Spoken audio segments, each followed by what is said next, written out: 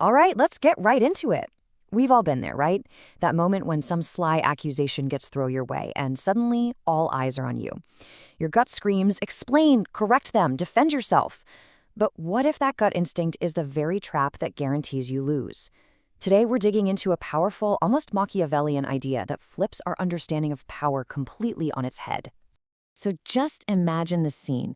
You're in a big meeting, at a dinner party, maybe just out with friends. And then bam, an insult, just dripping with poison, is hanging in the air, and it's pointed right at you. The whole room goes quiet. Everybody's just waiting to see what you're going to do. So what's the play?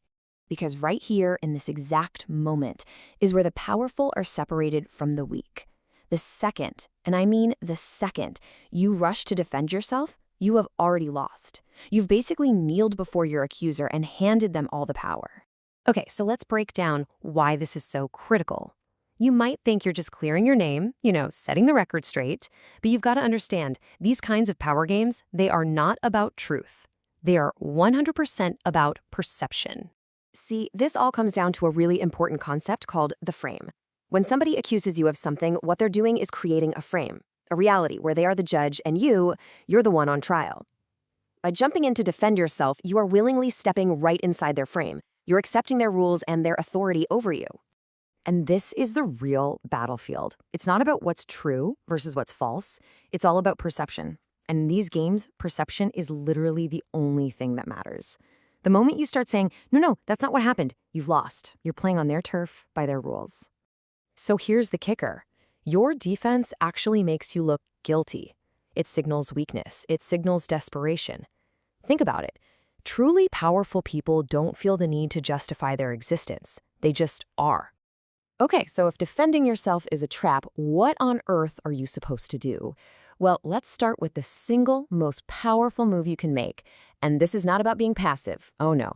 This is about using silence as an active, strategic weapon.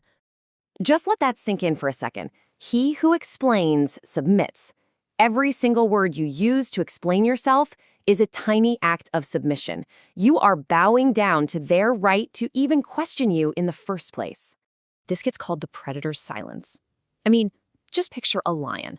Does it hold a press conference to deny that it's a threat? Of course not. Its presence is the statement. Your goal isn't to be understood by your attackers.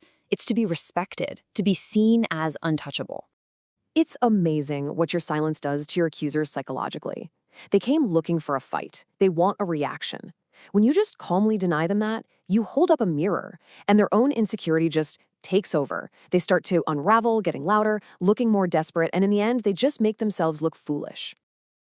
People are afraid of what they don't understand. When you say nothing, you become a mystery. You force them to fill in the blanks themselves. And guess what? They almost always project more power, more intelligence, more confidence onto you than you might even have. You become an enigma. Okay, so silence is weapon number one. But sometimes you just have to speak. So what's the next level move? Well, you don't defend yourself against the accusation. You attack the frame itself. You flip the entire script. Just look at these examples. Someone calls you arrogant. The weak move is, no, I'm not. The power move, confidence tends to bother the insecure. See what happened?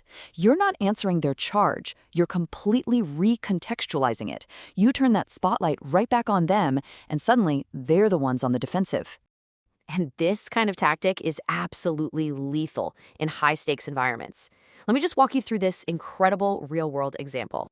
The trap is set, right? This manager creates a frame where the CEO is now expected to defend his entire strategy. The weak response would be to pull out spreadsheets, to argue, to get defensive. And there it is. Boom, the reframe, which is 5 words. The CEO doesn't just reject the manager's frame, he shatters it and imposes his own. He puts all the weight of the discussion right back on the accuser. And of course, the manager, who wasn't prepared to present a whole new strategy, he just completely collapses under the pressure. So you see, these aren't just little tricks to win arguments. They are tools. They are the building blocks for creating something much more lasting, an aura of untouchable power. The goal isn't just to win the fight. It's to be so far above the fight that no one dares to start one with you. We need to stop chasing a good reputation. Why? Because good reputations are fragile. They depend entirely on what other people think. Instead, aim for a strong reputation. A strong reputation doesn't care if you're liked. It demands respect. It means people think twice, maybe 3 times, before they even think about moving against you. And this leads to a really strange, kind of beautiful social paradox. When you stay calm, composed, and silent in the face of an attack, other people often feel this weird compulsion to jump in and defend you. Your composure makes the attacker look unhinged, and suddenly the crowd can become your personal army. This, right here, is the final stage. This is the goal. It's not about ignoring attacks anymore. It's about having a presence that is so solid, so self-assured, that accusations just seem ridiculous on their face. They literally evaporate before they even land. You become Teflon. Nothing sticks. So I'll leave you with that question to think about. When your very presence becomes the only defense you ever need, what is there left to explain? The person who never has to defend themselves is the one who has truly mastered the game.